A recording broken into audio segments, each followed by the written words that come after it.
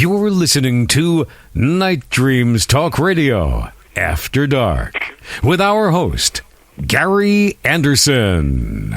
And that is me. Well, we have a great guest tonight, a former D.E.A. agent, Larry Hardren. And I'll tell you, he has two great books, and you need, well, Larry, why don't you tell them again where they can find the books and the name of the books? The first book, a little background really quick. When I retired from D.E.A. about 8 years ago, I had to wait 5 years. It's an agreement that you make as a federal agent, special law enforcement, not to write anything or talk about anything.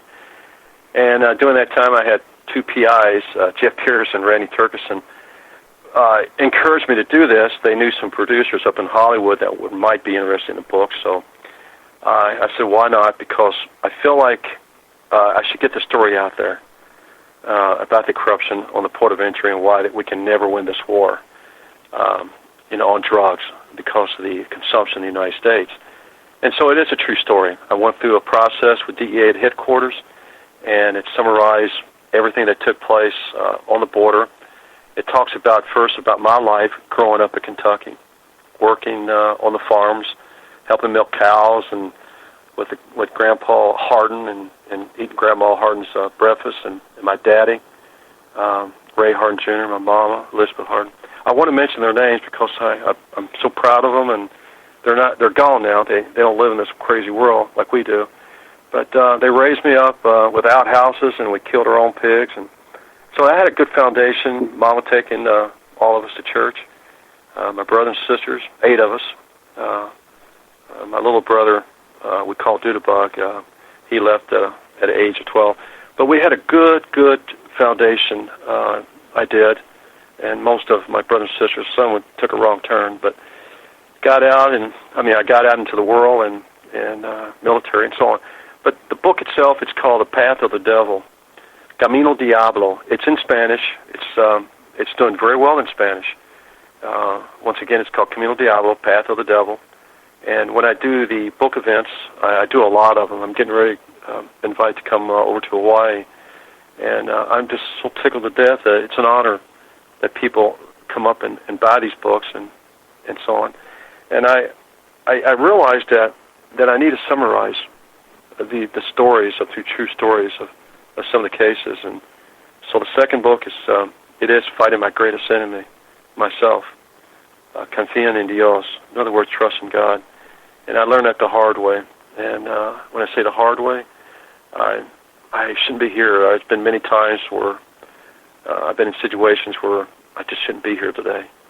And I've been very, very fortunate. I think just like you, Gary, of coming out of Vietnam, I didn't go to Vietnam, but I heard a lot of stories about it. And there's a reason why we didn't lose our lives or get handicapped and so on.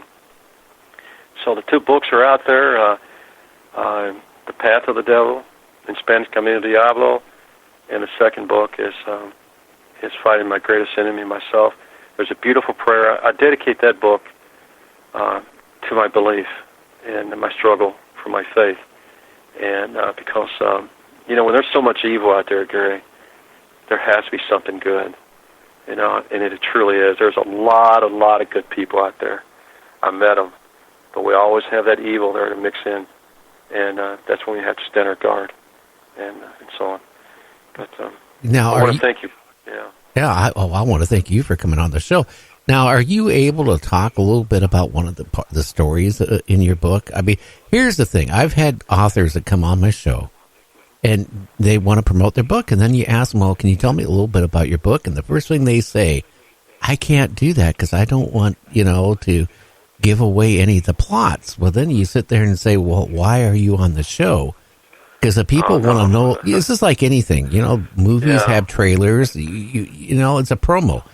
Is there anything a little bit you can, without giving the plot away, that you can tell the listeners? No, I'll talk to you about the whole book. If you're going to sit here with me for 3 or 4 hours, I can tell you stories, true stories.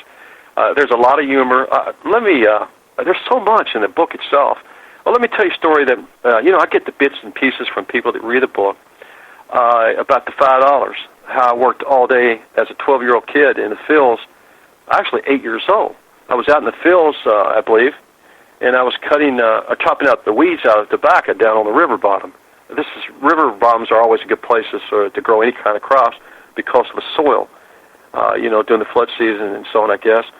But I was thinking so much about, earning $5 that day that I was going to buy some Big Red soft drinks. If anybody knows, back in the South, they know what Big Red soft drinks. Oh, that's good. And I love putting peanuts. And that's a story there. Another story is of Daddy killing my dog, blew his brains out. And the reason why he killed my dog, our dog, family dog, his name was Pepper. And believe it or not, when I started writing that chapter about Pepper, I got emotional. I started crying as a kid again. I didn't cry for Pepper because he had to die. It's just what he did. And what he did is that, growing up on a farm, you just can't kill an animal. And Pepper was a German Shepherd, beautiful dog. And I had a shotgun my daddy gave to me for my Christmas.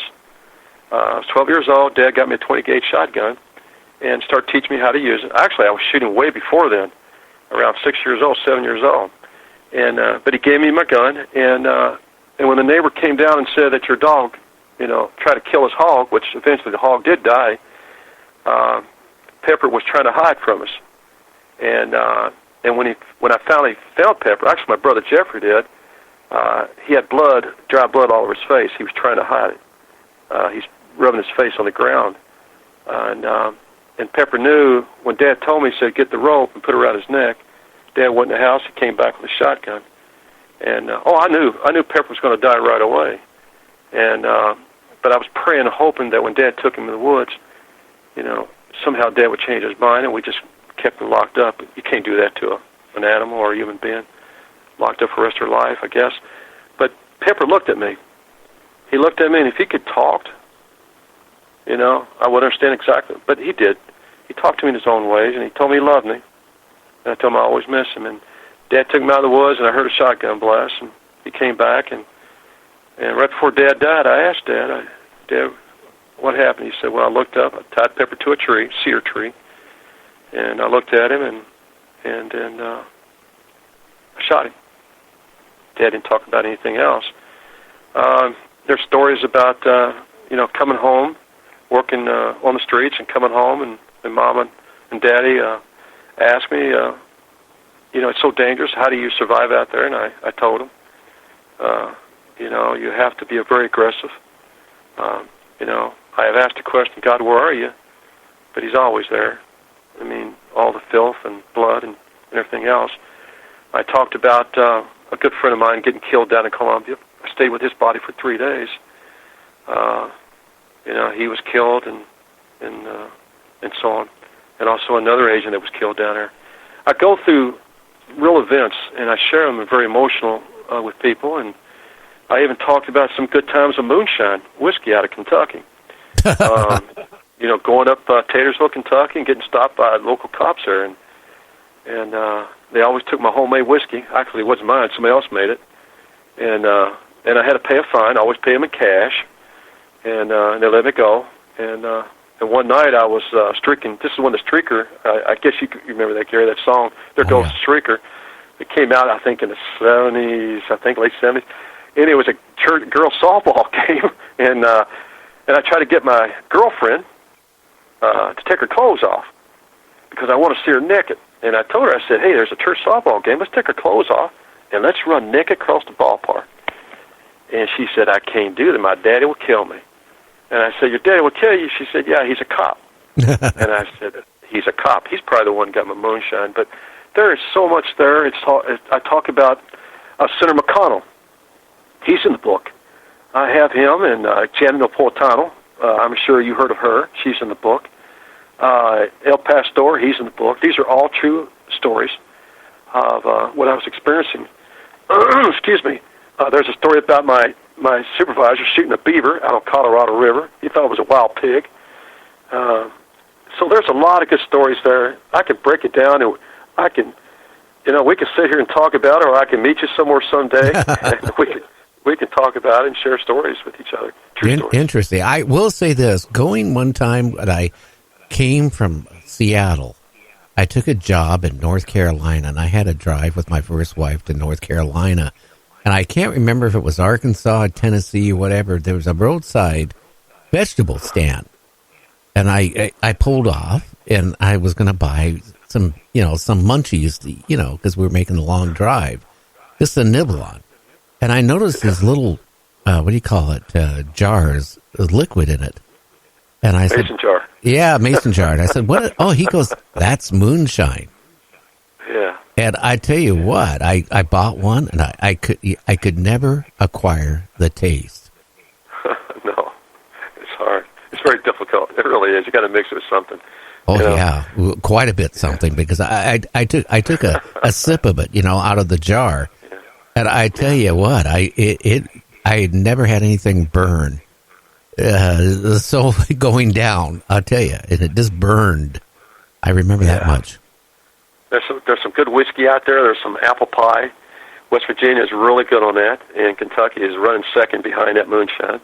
My grandpa is in a book. He went to prison for 5 years making moonshine, but he was doing it for a reason. He had to feed my mom and my mom's brothers and sisters. They were so poor, and so he was not a runner.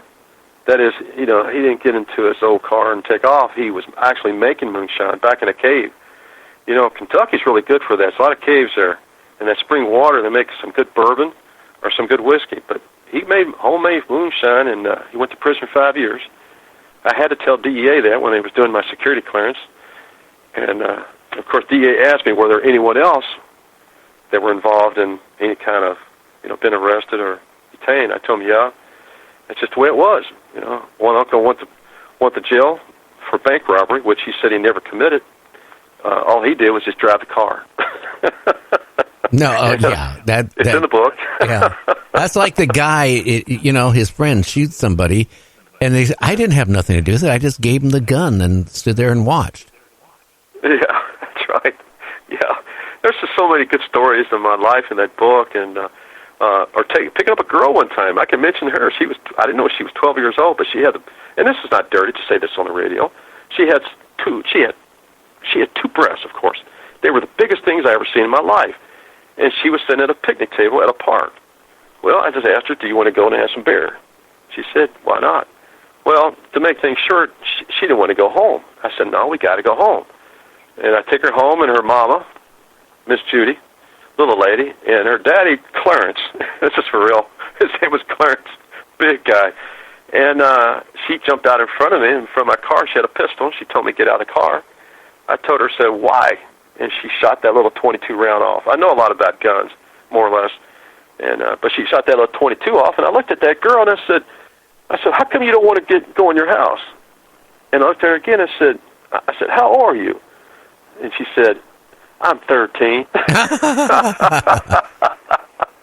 Well, anyway, we did get inside the house, and I thought Miss Judy was going to shoot me.